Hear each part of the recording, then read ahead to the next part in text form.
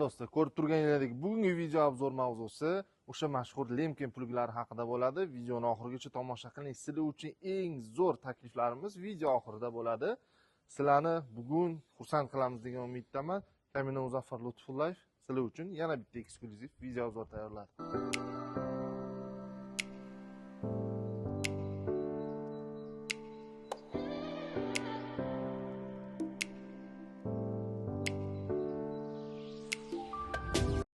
Bugungi video obzorimizni ham Ikrom akamiz bilan birgalikda.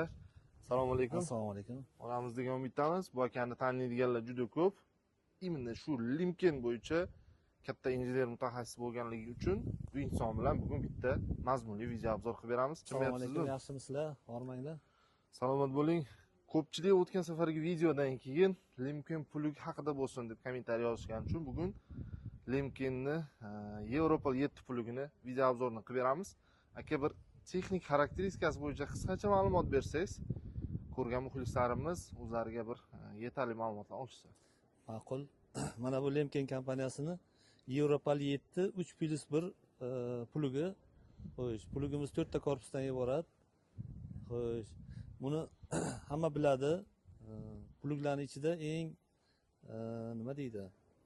Mashhur plug, juda ixcham plug.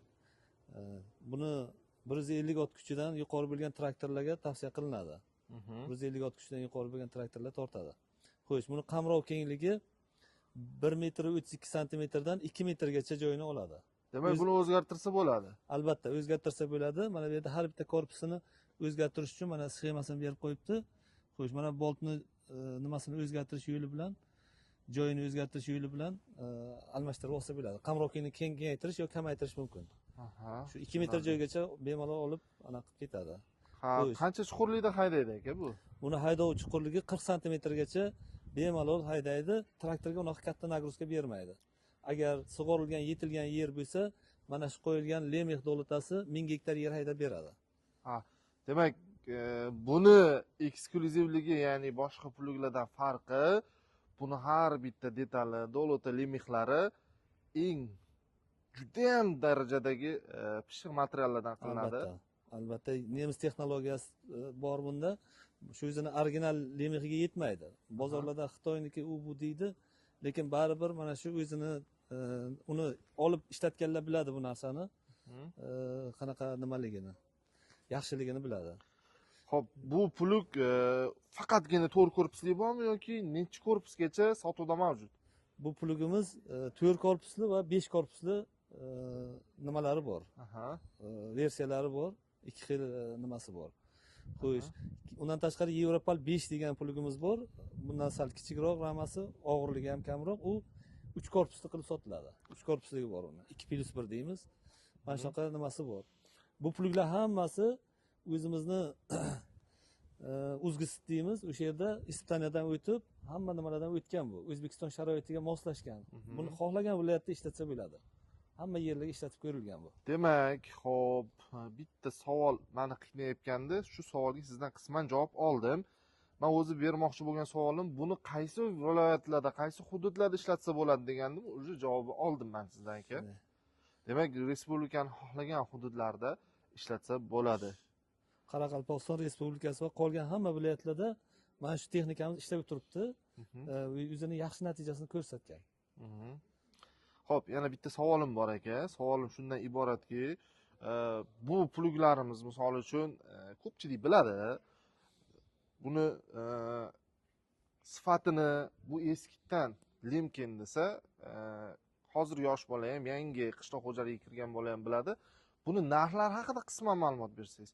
Europal 7 shu 40 santimetrgacha haydaydi, 1 tonna 100 kg deysiz. Narxi qancha bo'ladi buni? Xo'sh, Europal 7 3+1, mana shu ko'rib turgan pluglaringizning narxi 392 million so'm hozirgi vaqtda. 392 million. 392 million so'm.